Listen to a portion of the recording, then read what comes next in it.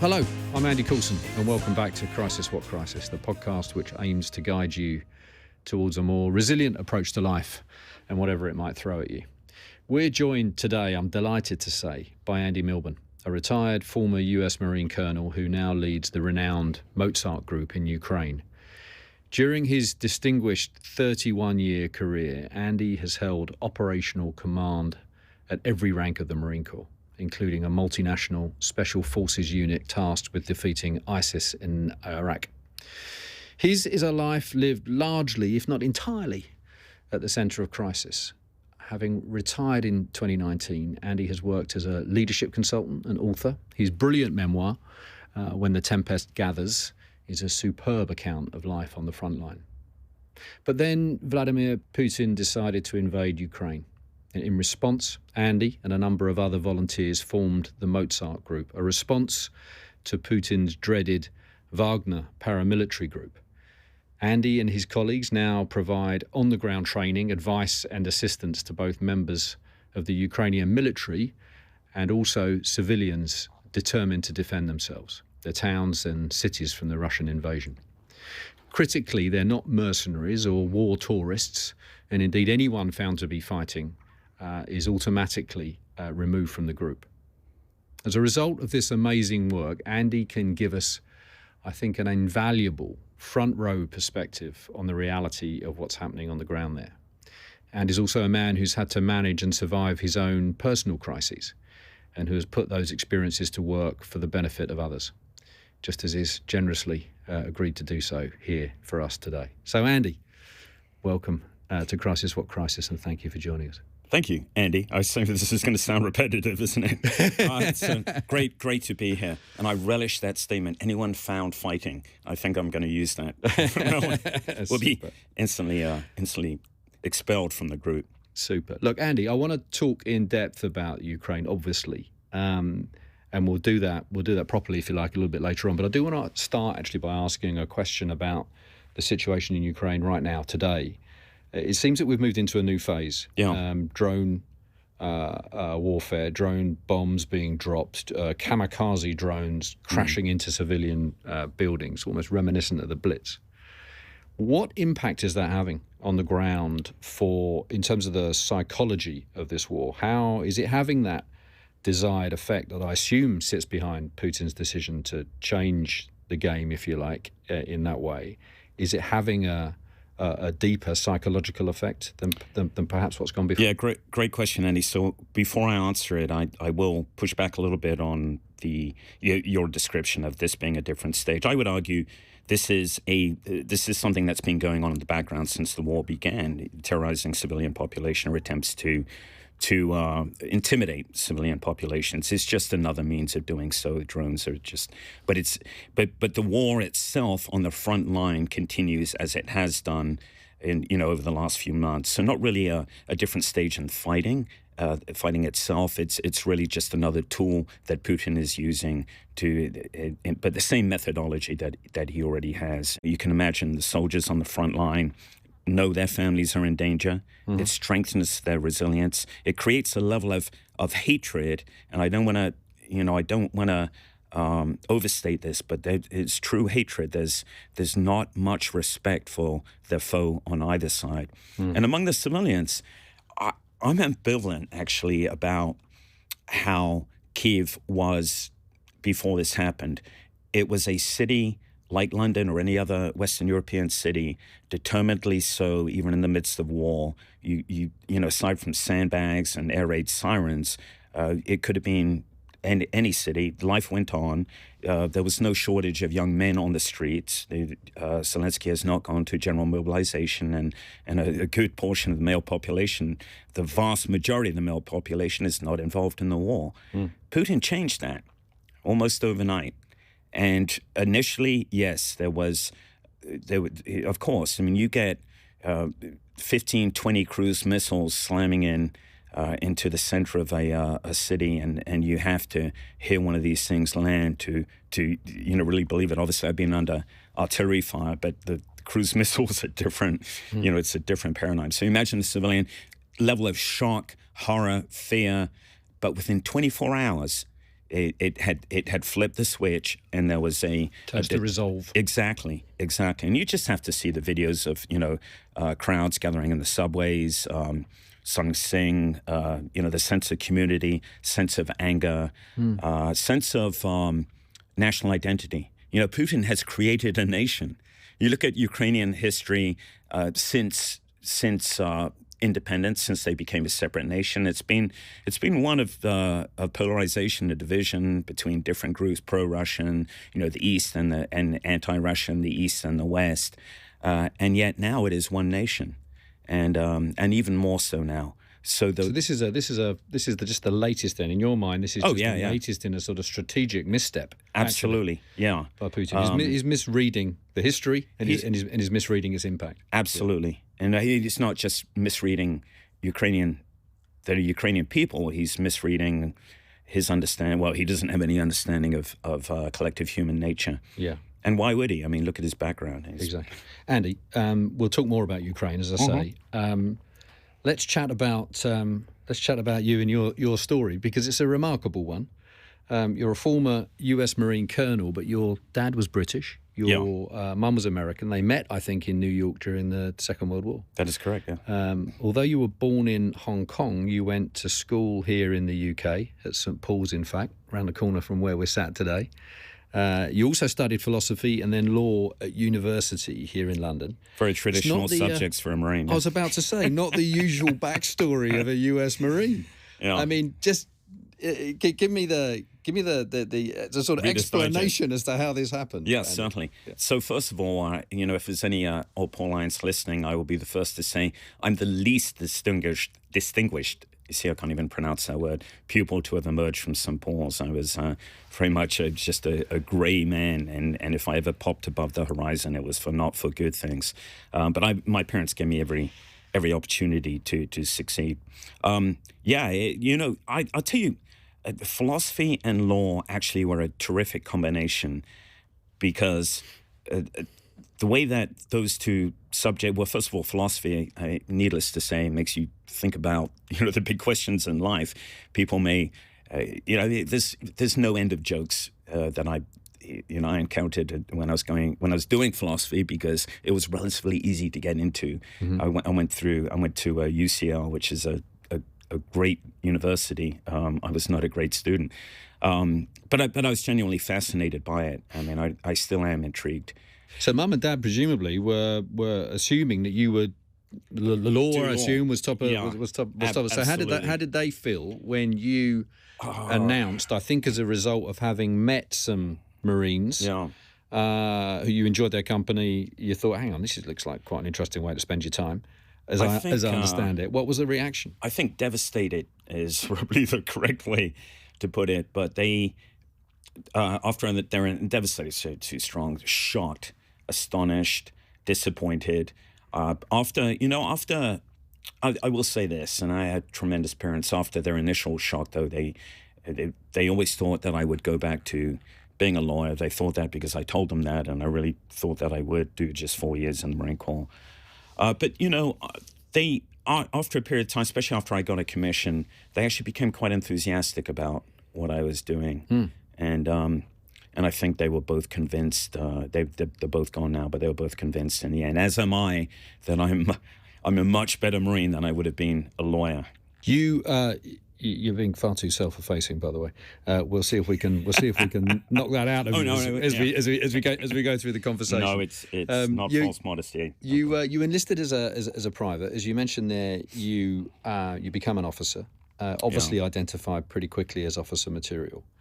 By October 1992, you're on your way to Somalia for what would be your first combat experience. This was such a surreal situation. First of all, carrying live ammunition and realizing if you pointed a weapon at someone and pulled the trigger, you kill someone, which seems like a very basic realization, but it was the first time. Yes. And then when we started being shot at, now I know, of course, very clearly the sound of being shot at, but it's not always intuitively apparent, especially in a city. You don't know where the shots are coming from. You hear cracks. You don't know where the shots are going. It's very confusing. You're fired on. Yeah. You give the order.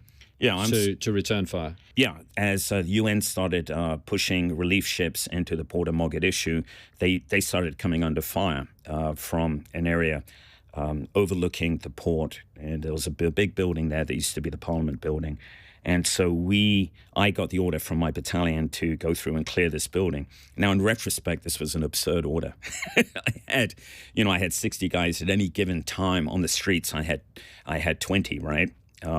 Which is a reinforced squad, and this building was enormous. If it was really defended, we would have been annihilated.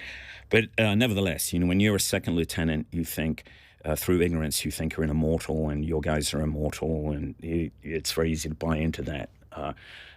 So we went out on a patrol to clear this building. We started getting shot at. We couldn't see where it was coming from, but we knew it was quite close. We could see the bullets kicking up dirt. And, of course, you are primed as a junior officer. You've got to accomplish the mission. Certainly, it didn't want to turn back. So we went up. We occupied the Parliament building, great view over all of Mogadishu. And everything was quiet. But as we were about to leave, what was called a technical came round the corner. And it was packed with... It's hard to tell numbers, probably about, enormous, maybe 15 or so guys hanging onto this thing. There was a 12.7 machine gun in the back. It's like a 50 caliber. Anyway, heavy machine gun. And then on the ground were about, 20 or 30 other guys, all clearly armed. They were dressed like, as I described in my book, as though they'd emerged from a garage sale. But they were, clearly... They clearly meant business. I don't think they knew we were there, and they headed towards us, the Parliament building. We had very strict rules of engagement. I gave the order in Somali, which I probably butchered, to put down their weapons and halt. They responded by running for cover, and then I remember this very clearly because I was looking at the guy manning the machine gun in the back of the vehicle, and that was the biggest threat to us.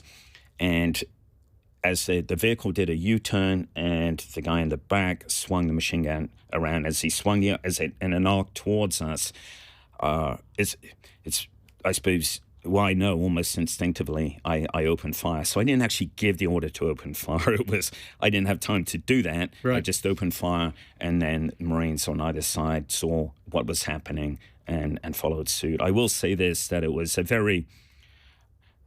certainly for the Marines, very disciplined response. Subsequently, I've been in situations, I like to say in the Army rather than the Marines, where just out of fear, soldiers put down what we call a death blossom of flying lead. But this was a very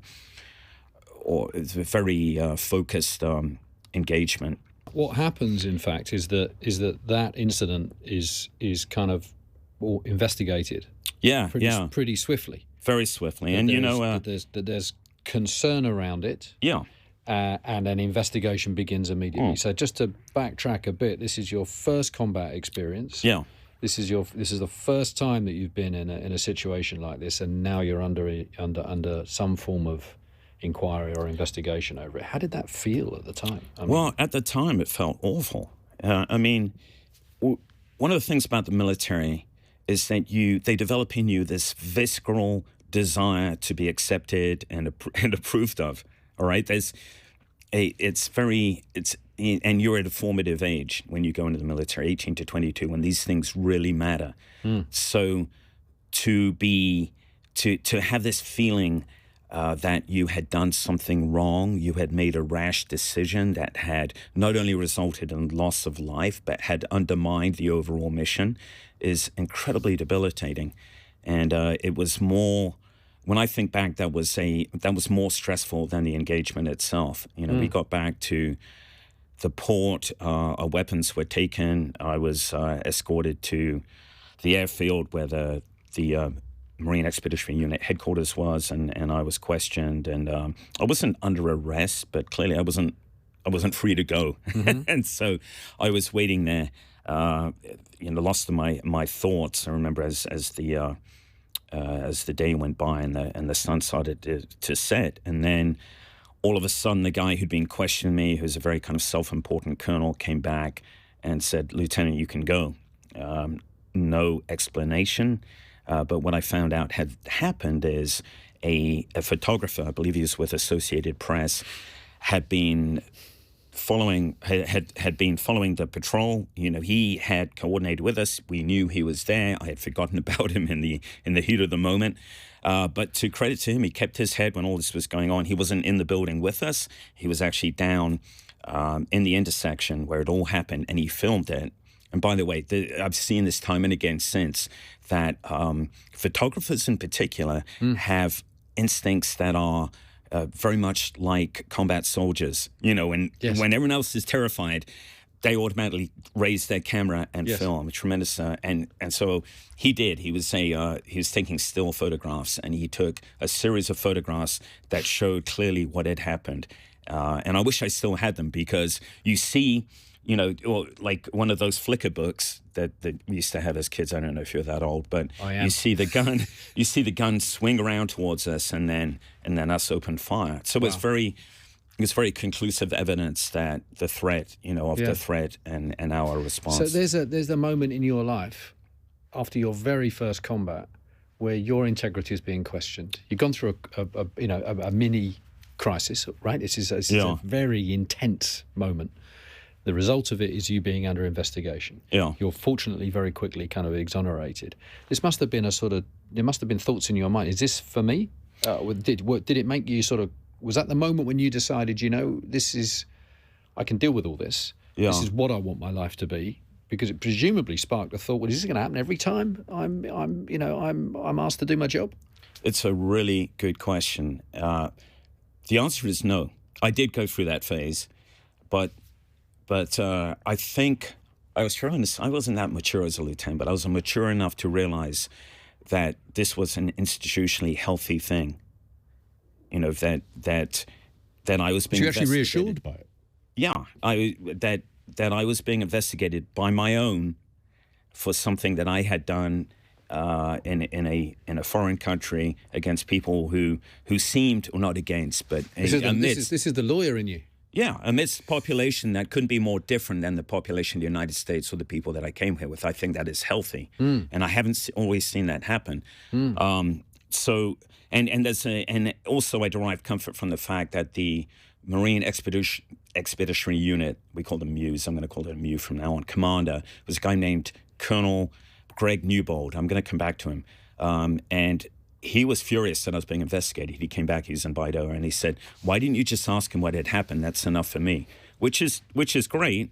And I have tremendous admiration for him, but I'm not sure that is the right approach. I think investigating me was the right approach. And by the way, Greg Newbold subsequently became the only U.S. general officer to resign on a question of principle in the last 30 years over the Iraq War. Really? Yeah. And he's a mentor to this day. 2007, there or thereabouts, you take over as a battalion commander in Iraq. Yeah.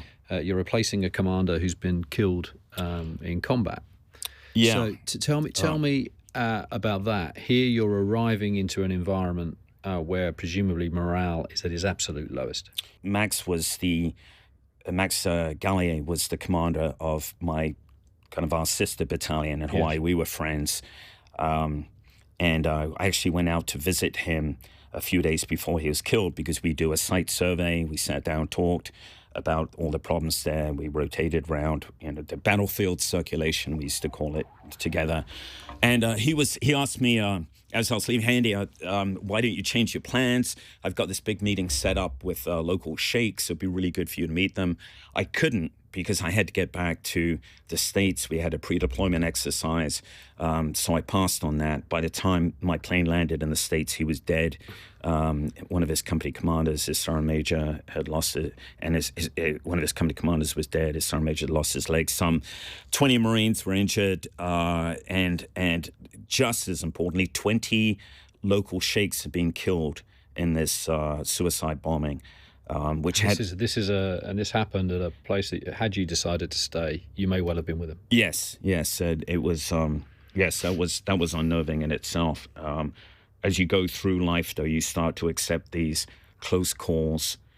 But at the time, this was such a shock, and it wasn't just the shock of losing a battalion commander and key leaders and those Marines in an environment where no one expected that to happen, that impacted that battalion very much.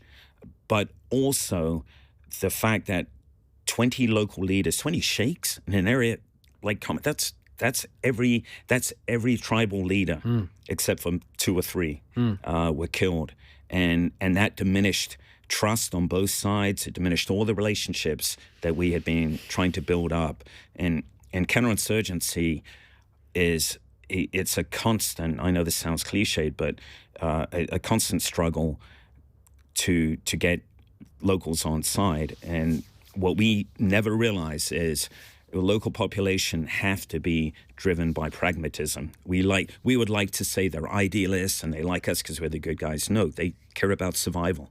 It's a different hierarchy. So this shook everyone up, and we were no longer, in the eyes of the local population, the winners. We were no longer the people who could guarantee their survival or even help their survival. And fundamentally undermined. Absolutely, absolutely. It was nothing to do. Americans take it very personally, but it's nothing to do with friendships or anything like that. Yeah. It was a fundamental feeling. Their tribes, and that's what we care about too. Our tribes, but we can't. We just don't understand this. Yeah. So anyway, we deployed the battalion early. To replace the battalion out there, Max's battalion, and morale was rock bottom in that battalion. They had worked hard, very hard, to get in a very bad place. They had seen violence diminish. Until that point, they had suffered fewer casualties than any previous battalion, and then here they are, 10 days before they go home. This catastrophic event happens, and it's as though it's all for nothing. So, Andy, you're mourning the death of a friend. You're replacing him. Your battalion's replacing him and his. The situation is considerably worse than you were expecting in terms of the job in hand. Just tell us in practical terms, how do you manage that when you're carrying that on your own? You're carrying the personal grief on your own shoulders. Your worsened crisis that is your job to kind of navigate. That's why I ask about your methodology. What's the approach you take day to day? What did you do? Well, what did you do? Andy, I'm going to disappoint you hugely because it wasn't methodology. I found naturally what happened is my focus. Normally when you replace another battalion, you've got about 200 things to think about. Weapons, turnover of weapons, vehicles, maintenance, state of all that. That disappeared for me. And it was okay. Thing one, we've got to get the local population back on side. We've got to show people that we're not intimidated, and we've got to find out who killed Max. And so that was. So how did you do that? Well, how did you approach that? The great thing about the military is, or any organization, you have subordinate leaders who. If you've done a good job, will cover your flat spots. And I just had great company commanders. And so I had my my second in command took over. He dealt totally with the staff. In a battalion, you've got maybe 30 officers who are handling the administrative day-to-day stuff, the communications, logistics, intelligence. And then you've got commanders. You've got 4 company commanders. Now, as a battalion commander, you've got to deal with both. And it's very important you do. But for me, right away, it was, 2IC, as the Brits say, XO, take the staff, handle everything to do with the turnover, which normally would be considered a total abdication of responsibility. Yes. I don't want to deal with that shit. Right. So you passed off the not the right phrase, but you passed off the admin to focus on the key. And I focused on the company commanders, and I focused on the Marines. And it was, hey guys, we've got to get back in the saddle. We've got to get out there. Here's what I need you to do. Do you remember the speech? I don't remember it exactly. No, this is a long time ago. But the other thing, I could say they knew Max was a close friend of mine, so they knew I wasn't being callous. Yes. But I said, we've got to, this, you can't let emotion, this was the key lesson we all learned. Emotion is extremely destructive in any crisis, right? it's okay to be passionate and driven, but emotion is the worst possible thing. Emotion drives people not only to inefficiency, to ineffectiveness, but also sometimes to committing calamitous acts, right? And that was also a concern of mine, retribution. Yes. So I, and my company commanders were great, but this gets to your point. What do you focus on in a crisis? I asked myself, what are the things that only I can do? All right, there are things that you have to delegate, but there are things only you can do, and only I can pass on my intent to all the Marines. I've got 5 company commanders. If I leave it to them, even if they're trying to repeat what I have said or told them, that there's going to be some spin on it, all right? But it was very important to me that the Marines understood there's going to be no retribution, there's going to be no sense of us and them, anger, because we all lived together in Hawaii. So the Marines had all lost friends too. And so strip out, pass off the non-essential. Yeah, the exactly. Admin, we'll call it. It's what your now, body does in a crisis. What does your body do? Exactly. Exactly. It focuses on exactly. that, And organizationally, so you push that to one side. You remove the emotion. Yes. From your own mind. Yeah. And through great, clear communication from the minds of the people who are going to be doing the job. And I'm an emotional guy. I mean, you can ask anyone who knows me. It trips me up all the time. But the weird thing is, again, when something like that happens, it's not that I purposefully excise, is that the right term, emotion. It just seems to happen. You're appointed as commander of the Combined Special Operations Joint Task Force. Once deployed, because there's a year of preparation, as I understand it, for this role, there or thereabouts. Actually, it reduced to like 4 months with that, which was part of the crisis. But go on, yeah. Goodness, okay. But once deployed, your job, as I understand it, would be to command all coalition special forces personnel from a whole range of different countries, 6 different countries, different services, SAS, SPS from our British perspective. Not the SAS. The SAS. Yeah, they were in a separate task force 4.1. Right, okay. We worked with them, but they didn't work for me. Okay. But your primary job, as I understand it, in that role would be to claim back territory that had been seized by ISIS, which I think we're now sort of 2014, 2015. You know, they were doing pretty successfully at that time. Very much so. A third of Iraq. You're given, I thought a year. You're going to tell me now 4 months to prepare. Given that it went from a year to 4 months, tell me about that. Yeah. I mean, how did you approach that?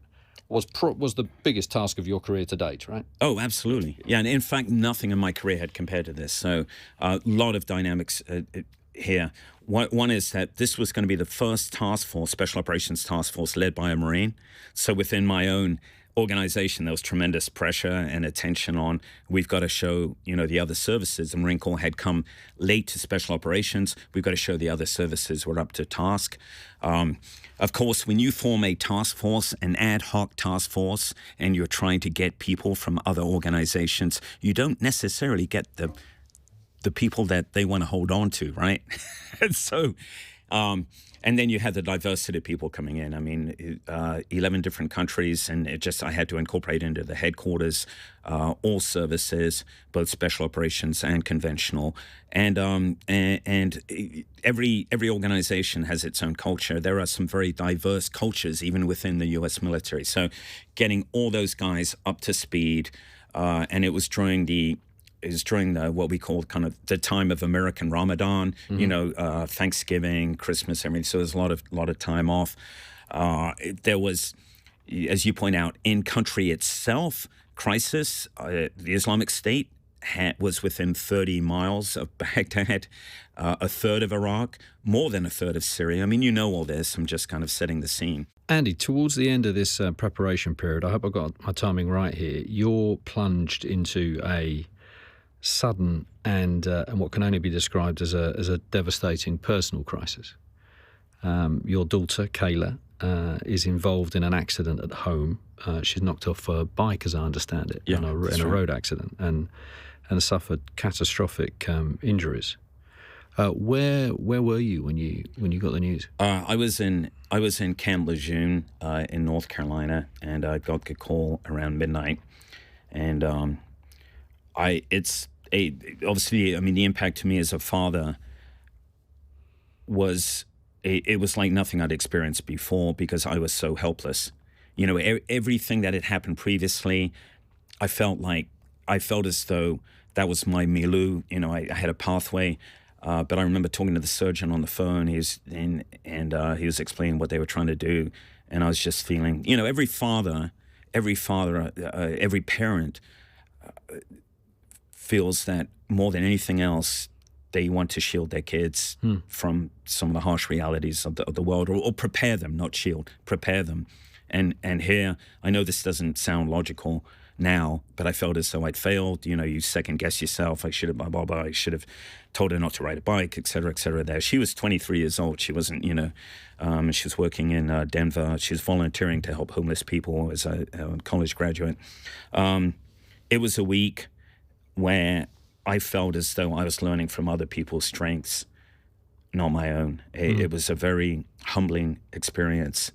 You're told, Andy, as I understand it, that Kaela had irreversible brain damage. Yeah, it was an awful week. Actually, by the time I reached Denver, the surgeon called me and said, "Hey, she's going to be okay. She's moving her toes. She's regaining consciousness."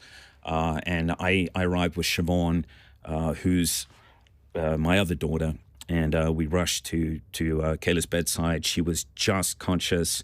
You know, squeezed both her hands, and that was really the last time we saw her conscious, because as you know, as so often happens in these things, there was irreparable damage had been done that had not been discovered. So she went into a coma after a day or two, and it was a week we spent there before you know I had to make the decision with Kaela's mom to take her off life support. During that week, I've told my daughter this too. I felt as though I was deriving strength from my daughter and from Kaela's mother, not from my own, not from myself. I felt as though I was imploding. It was an obviously awful experience, but it was also very self-revealing. You know, I felt frankly weak. I felt as though I couldn't handle. I remember after Kaela died, you know, we had to gather her things from the room, and I told my own daughter and Nancy, who's Kaela's mom, I can't go in there. So they had to do it. They didn't want to do it any more than me, but they did it.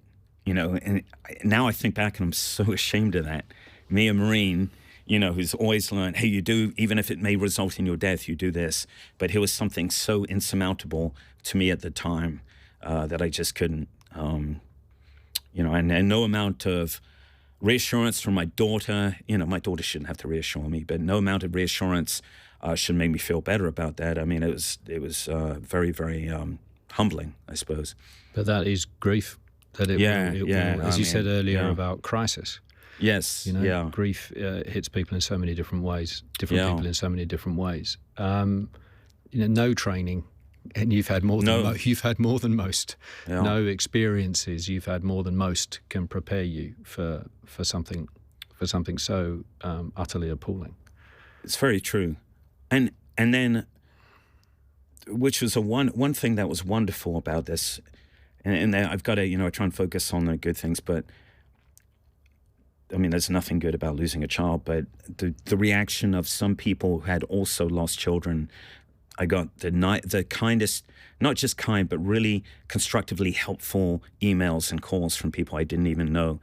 And I remember the father of a friend of Kaela's, actually, at Xavier University. His son had killed himself. And he described it very well. He said, I want to prepare you for two things. Okay, you're going to feel as though you're not acting logically sometimes, and you're going to get a lot of implicit criticism from people about how you should grieve, how you should not grieve, when it's time to get back on the horse. Disregard all of that. He said, number one. He said, number two, be prepared for, he described it very well. He said, it's like trying to tread water in open water, and there are just waves crashing over you all the time. You're in the middle of a storm and you can barely get a breath. And he said, if you can just keep your head up, those waves will gradually diminish. They will never go away, but their ferocity will gradually diminish. There will be a longer interval between those waves, but they will still continue. And he said, even years from now, you may, you'll feel as though, hey, I have this, I'm in control now, but you're really not.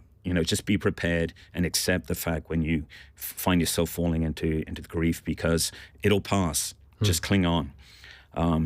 That, to this day, I can almost remember word for word, and that advice has just, it's kept me going. And now I'm prepared for them. And what I do, both my daughter and I, Shimon, and I reach out to each other, and we'll just chat. We'll chat about, remind ourselves of all the things that Kaela enjoyed and loved and the times we had, so we can focus not on that dreadful week, but everything that led up to it. But when we talk about that week, we talk about the fact that Shimon and I just became, we share a bond as father and daughter, but we now share a bond the same way Marines do in crisis. We share a bond that no one shares with us, and that means so much to me, because I was away for much of Shimon's life as an infantry officer. I was, and so I felt as though I'd abdicated my responsibility as a father, in a sense.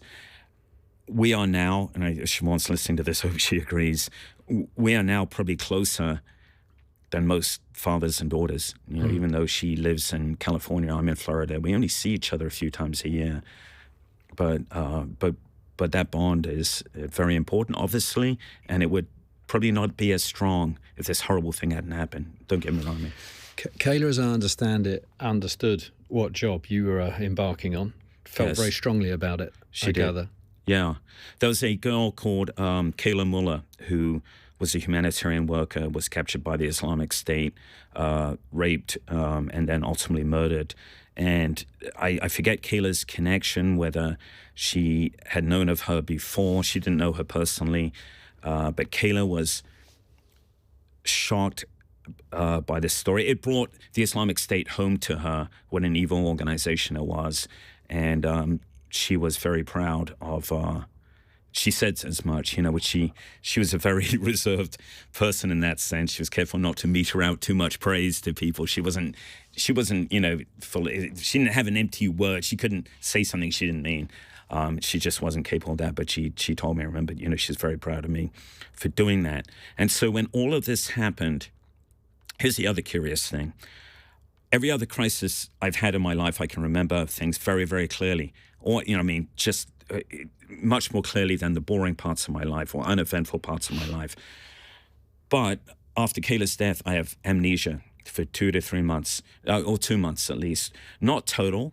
I remember it's like disconnected images, like snapshots, but I can't remember the connective tissue between the sequence of events or anything like that. So during that time, we continued to put together the task force. We had a very important exercise. Remember, I was commanding the task force. People tell me that they noticed no difference in my performance. I don't think they say that to be nice. I think, I suppose we call it compartmentalization. It wasn't a conscious thing. It just happened. Maybe it was training instinct. I realized I couldn't deal with grief and do these things. Well, a very extreme demonstration of what you described earlier with the grief that you were obviously feeling about Max's death. This is obviously your daughter. Yes. No one can imagine anything worse, I'm sure, listening to this. But is it the same process? Is it that ability just to focus on the job? No, because with Max, of course, he was a friend, and I feel this about all the friends I've lost in the war, which have been too many. But in the end, we all understand the risk, right? We all understand that it's an occupational hazard of being in the military, is getting killed. We all understand that. I can rationalize it.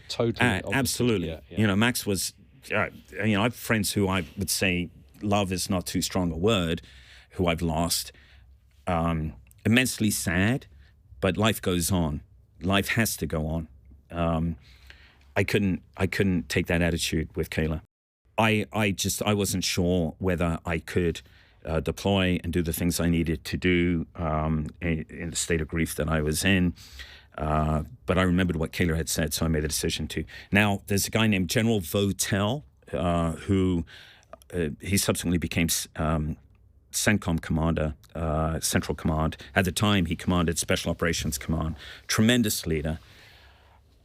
One of the best I've ever worked for. And during the final exercise, I do remember this, he came out to visit the task force. It was a big deal in the news and everything, this task force going out, blah, blah, blah, so fight Islamic State. And he took me aside, sat down like we are now, and he said, "Hey, Andy, no one's going to think worse of you if you don't go. I can find someone else. You're not." He's right. He said, "I can get any. I've got probably a dozen officers I can bring in to replace you, and the task force won't miss a beat. They don't need you, Andy Milburn. So if you decide not to go, then nothing's going to happen to your career, of course." But I decided to go. One reason was Kaela, what she had said. The other is I wasn't going to help matters by being back here. Mm-hmm. You know, I wasn't married to Kayla's mom, Nancy. She was deriving tremendous strength. She's very religious, unfortunately. I'm not. And so her church network, her own beliefs were carrying her through in a way that I couldn't hold on to any beliefs. What I did have was this sense of purpose. I realized that if I remained back in the States, I would lose that sense of purpose. I would lose the last anchor I had, I don't know, to sanity or whatever. And that scared me. So it wasn't altruistic. It wasn't brave. It was a sense of survival. I've got to focus on the things that I can control or know or are comfortable with not controlling, and that'll be and it's with a purpose, and that'll be the way I get through this. I think we should just stress here, this is not, because we've had this theme come up in previous conversations with people who've you've got to derive meaning. Grief is that you find your meaning and you find solace, but also you find a means to survive in that purpose, in that work. You have to. There's another layer here though with you, because the work is putting yourself right in the middle of, this is dangerous stuff, right? You are being asked to. But that helps. That helps. Putting your own life in danger helps your grief. I don't know how, or I can't describe it, but it makes you feel less removed in a way from the one you've lost. I don't know if this makes sense.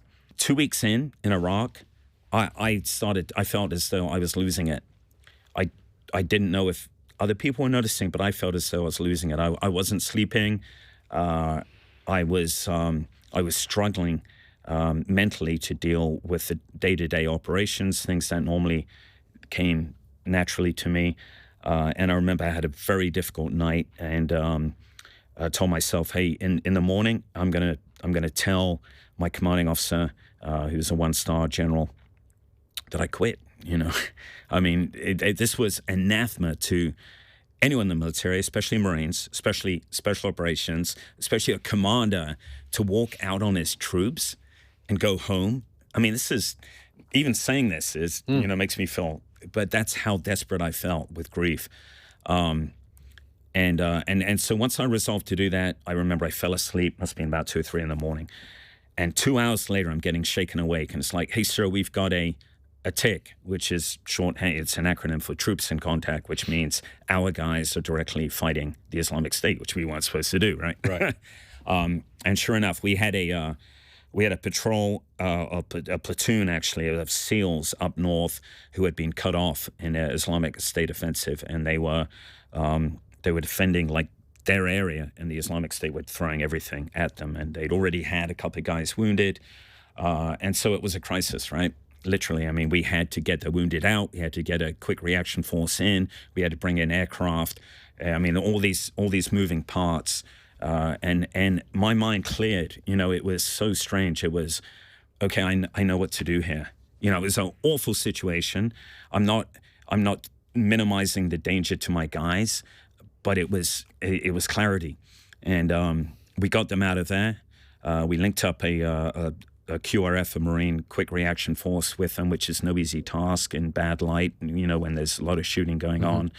And we brought in aircraft, and the crisis diminished. The Islamic State was pushed back. And then in the immediate aftermath, I remember walking out of the Tactical Operations Center, it was dawn, and just thinking, I can't go home. You know, it's not a question of only I can do this. It was a question of this is what I do, and this is what I do well, and I don't have this purpose. It's the management of professional crisis at its most visceral that's pulling you out of your pulling you out of your personal crisis. You know, I mean, if that hadn't happened, my life had taken a very different turn. Everyone would have remembered me as the guy who quit and went home, and in the end, even though everyone would have said, "Hey, I understand," I still would have been the guy who quit and went home. And the first Marine to lead a task force quit. You know, I mean, that's not a good thing.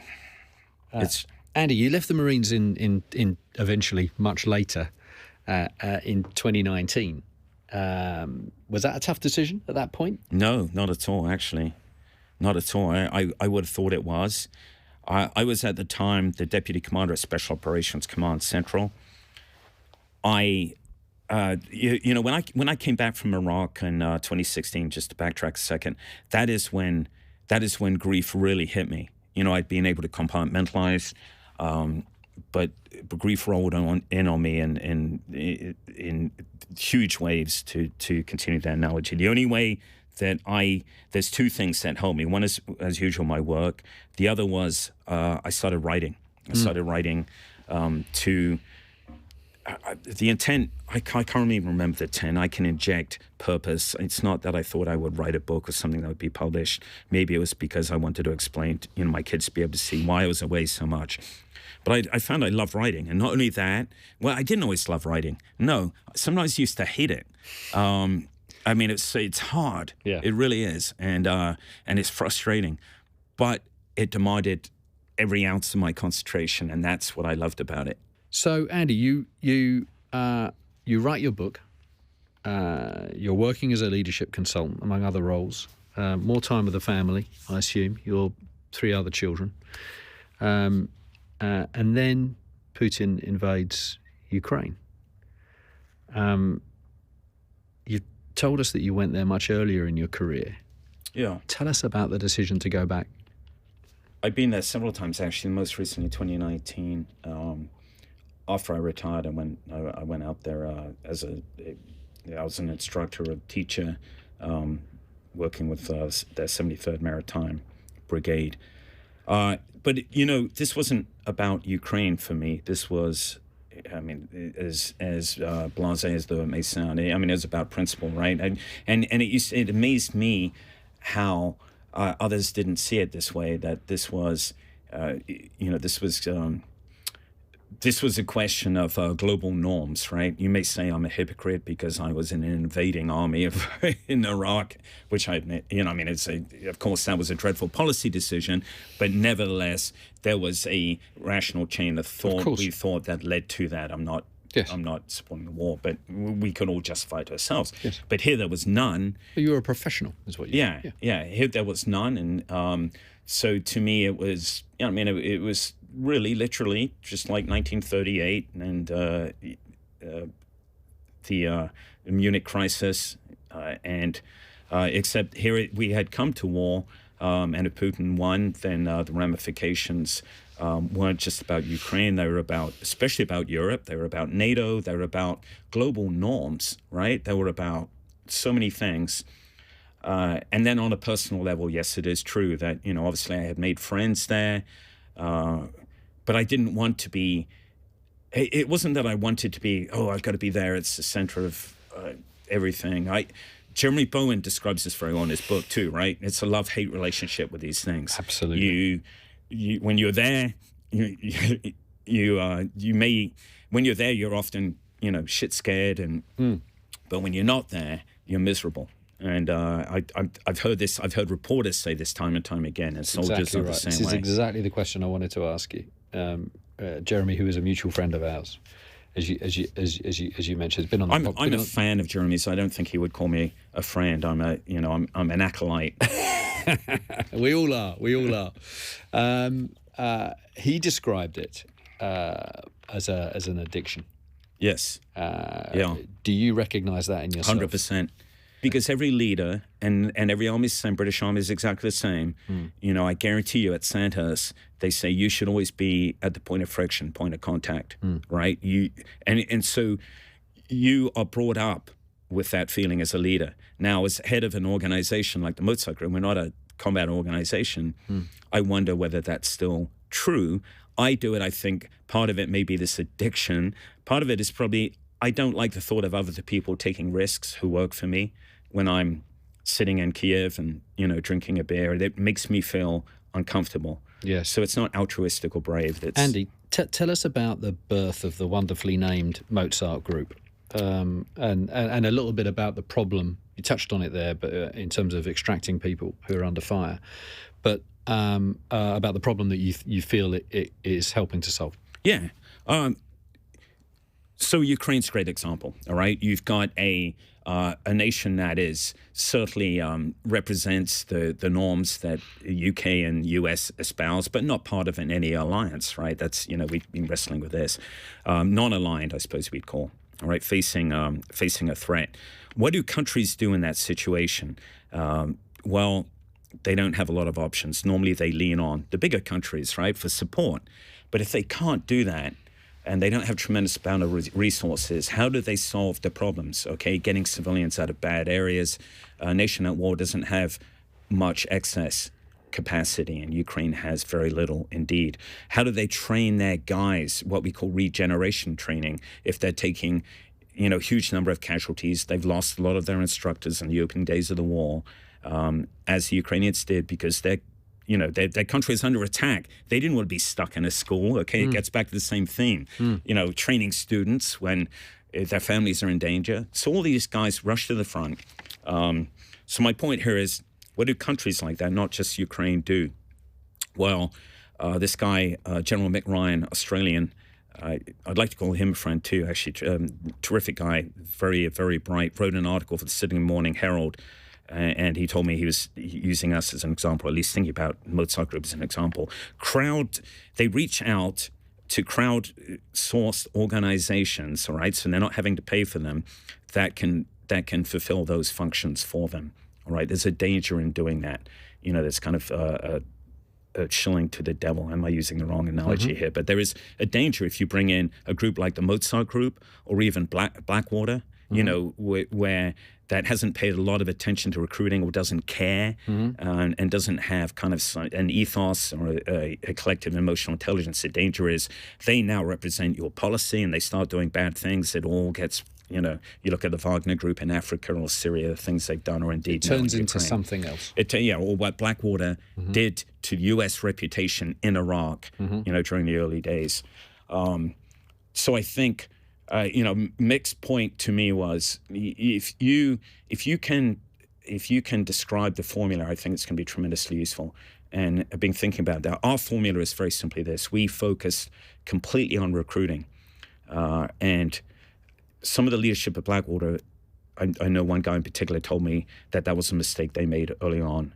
They were looking at business and expansion, business development, expansion, blah blah blah, but recruiting, which is a core task that they knew about from their military background, they thought didn't count so much in the civilian world. Well, it's everything. So I think that is our strength in the Mozart Group. So what are the values of a Mozart Group member?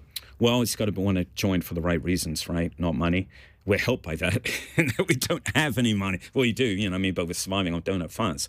So we don't get guys coming out there to earn money. The right reasons. What are the right reasons? Well, I can't be a hypocrite and say, well, you've got to, just have sense of purpose alone. You can't be wanting to come here to get your gun on. I do use that term. Don't come here to get your gun on because you're not fighting. But all of us are adrenaline junkies, obviously. And let's be honest, all of us suffer from ADHD and feel...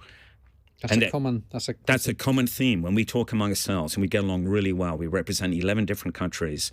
I've never been with a group in any unit where everyone gets along, and again, this gets back to recruiting because we share the same sense of humor. So we're trying to find what is the common denominator, and that is the common denominator. Yes, sense of purpose is important. It has to be a purpose that makes ethical sense to us. We wouldn't do this, I don't know, for any side. But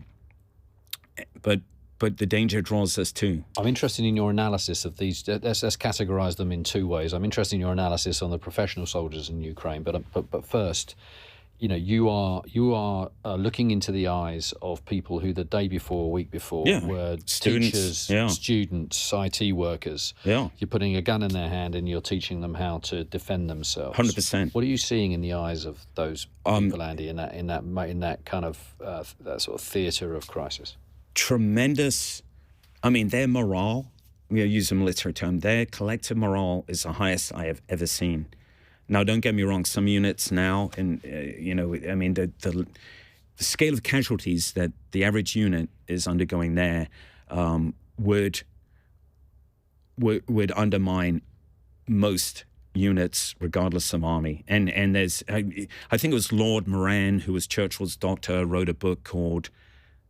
This is dreadful. I think it's called On Courage or Morale. I can't remember. Anyway, it's a great book. But in it, he postulates, if that's the right word. Is that a good word? Anyway, he suggests, or he says that the evidence indicates that if a unit takes more than 30% casualties, no matter how well trained they are, so 30% of their strength killed or wounded, then they no longer will have the will to fight, or it'll be undermined. Right. Well, the Ukrainian units who we've dealt with have taken 70, even 80% casualties, and yet they're willingly, they'll pull their guys back, the survivors. They will bolster them with a new intake, and then send them back. What are you seeing in practical terms, the Ukrainians, about their method? How are they managing to keep the morale where it needs to be? I don't think it's managed, Andy. I think it's... You think it's borne out? It's just borne? It is. And it is also fueled, you say, by Putin's missteps. Yeah, it is a visceral... it's cultural, it's national, it's tribal. It doesn't require explanation. No, it is a visceral hatred, outrage, and pride all together. And their country and their families. And exactly. You think about that. If your family is at risk, your risk calculus for your own personal survival changes 100%. I remember telling, I had to see a shrink after... I say I had to after Kaela's death, and I remember telling her, look, any parent would trade places with a child who's died. Any parent, of course you would, right? So in this case, what I'm saying is they see it very clearly as either I fight or my family succumb, and so it's not even a decision for them. What really impresses me is they fight with a happy heart, okay, which sounds maybe indecent to some people, but they do. I just the other day, we're a very bad place called Solidor in Donbass, and the place is just getting pummeled, as all these towns are, by the Russians, airstrikes, artillery. We're on the outskirts of the town, we're driving in, picking up civilians, bringing them back. And all the time, there's a Ukrainian tank crew, a single tank. The Ukrainians don't have a lot of tanks compared to the Russians. And these guys are sitting on the turret, but they're moving from position to position, firing at Russian positions, which are actually less than, they're about 1,000 meters away. They're not far away. They're in a lot of danger. They are clearly the most valuable target, not us. They are. So we try to keep them away from us. But every time they pass us, they wave cheerily and yelling, "Hey guys, how are you?" As though they're just, on a Sunday ride. But any second, if you've seen a tank blown up by an ATGM, it's a horrific sight. Any second they are likely to be incinerated, and they are a target. But they are, and they know that. That's why they're moving. But they're cheerful. Tell me about the professional soldiers in Ukraine. What's your judgment of them? They were very good, but it's hard to find them now. It really is. Units we trained a number of battalions, thousands of soldiers. Not thousands, but we had numbers are in the thousands certainly. And I would say about 15-20% of them had prior military experience. Most of them were just citizen soldiers. They are more attentive than any other soldiers we've taught, to include British and U.S. Special Operations guys. They're without complaint, which is just extraordinary for soldiers of any nationality. That's not quite fair. I mean, they will complain about some of their officers, but that's the norm in any military. But they're not. But it's not bitterness. It's difficult to describe. You know, and just casual stories. There's no bravado. You know, we do a lot of medical training because their medics are not well trained at all, and so you know, we'll take a side. All the soldiers receive medical training. We've got. You know, essentially what we do, commanders tell us, hey, I've got 5 days. That's all you have. 5 days are going to be back at the front. Here's my battalion. Now, actually, it'll be a month for a battalion, but for a company, 5 days, all right? And so we've got a very carefully designed training course that'll, of course, we're not making professional soldiers in 5 days, but I will tell you that we're exponentially increasing their chances of survival, the individual collectively. Yeah. But some of these guys, when you talk to them, they're coming off the front to get trained for the first time. Some of them never fired their weapon. Most of them have never fired their weapon because they've just been sitting in the trenches getting pounded by artillery. Yeah. So we're teaching them how to fire their weapon. But the stories they have, you know, as medics, the medics in particular want to ask question after question because as they have guys who they're trying to treat who die, they're trying to learn the lessons. What did I do wrong? How could I have prevented this? It's very poignant, actually. You know, it's not their fault that these guys have died, but they take it on themselves as a responsibility. And one medic told me, you know, I was just kind of given a medic bag. I started to learn. I went on YouTube to learn how to do things, but I don't feel competent. And my biggest task is now, you know, when someone is killed, he looks for their cell phone to unlock their cell phone so that they can get next of kin information, wives, girlfriend. I mean, it's horrific because they don't have all the administrative support. None of the normal infrastructure. I mean, can you imagine? You know, friend's been killed and you're unlocking his phone to look for messages from his wife so that the commanding officer can call her and say that he's been killed. I mean, that's all these stories not told to shock us. It's the reality. It's reality. Yeah. Andy, this work is obviously on the side of the angels. How are you funding it? How is it funded, I should say? All donor funded. So are you making appeals to the public to donate? We are. And there's been tremendous generosity and support, but we realized early on that even crowds, you know, it's better to have a few deep-pocketed donors than crowdsourcing, you know, $100 here and there, because our burn rate, as we call it now, has become kind of a professional organization, all the things we need to do. Our burn rate's about $170,000 a month, which is not chicken feed. Yes. You know, that goes quickly. You know, gas, you name it. So, and I'm a crappy fundraiser, but we've got we're gaining traction. And the other thing we're doing, and of course, as interest in the war diminishes, it becomes harder to raise funds. That's exactly right. So what we're trying to do too is offer services, you know, risk mitigation for companies coming into Ukraine. We've got guys who've done that for a living who are now working for us, and we have the only ones for placement and access to the front line. Yes. Media coming in, although we haven't charged for the media yet. I wonder if we should actually, because we escort them there. By the way, you know, we'll be talking to the security guys who are paying a lot. Well, it's a service. Yeah. So, insurance companies who want ships released from Mykolaiv Harbor, for instance. Yes. You know, all these things. Yes. Are things that now we're starting to contract. And we have been approached by the government of another country, which I can't mention right now, to do, you know, they said basically we want you to do for us what you are doing for Ukraine. Right. So this is your life now?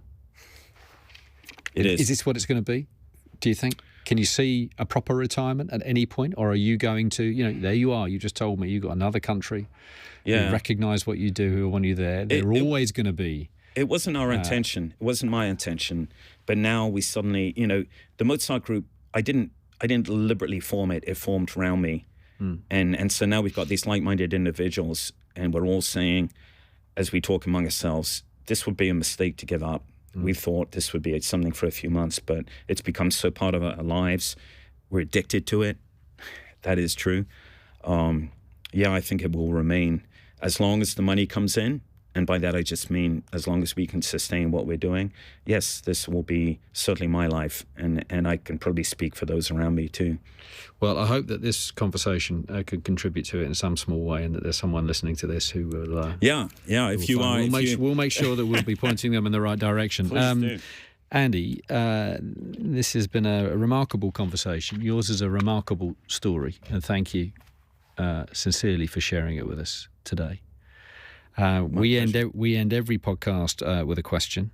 What are your crisis cures, sir? 3 things that sort of you've leaned on in those difficult moments. Can't be another person. No. Well, first of all, writing. I explained why. I've, in addition to the book, I've written, I'm not saying necessarily good articles, I've written a lot of articles, and really enjoy doing it, and continue to enjoy it. I haven't, the last few months, but it's something I always will maintain. Reading, which has been a companion for me since I was a child. I remember going. I'll give you one book. What would it be? One book. That's really tough. Really tough. Would you go military history? Would you go history, or would you go novel? No, actually, my favorite books have not been military at all, with one exception. George MacDonald Fraser, who wrote the Flashman series, he wrote a great book, a memoir of Burma, his time as an 18-year-old rifleman in the Burma campaign, 14th Army. It's called Quartered Safe Out Here, which, of course, is a quote from Gunga Din, right? Rudyard Kipling. Quartered Safe Out, brilliant book. I mean, really, not just because soldiers make crappy writers normally, but of course George MacDonald Fraser went on to do many other things. But it's a great book. Okay. But I tell you what, books I've enjoyed most have been by reporters. All right. Okay, we must as well mention Jeremy Bowen. He's going to get a big head. But War Stories is a terrific book, and we talked about this. As is his latest book on the Middle East. Yeah. Oh, I've got to read that. Yeah. Yeah, he wrote one on the 67. Okay, I'll rush out of here and get it. We can say newly minted, newly minted. Okay, all right.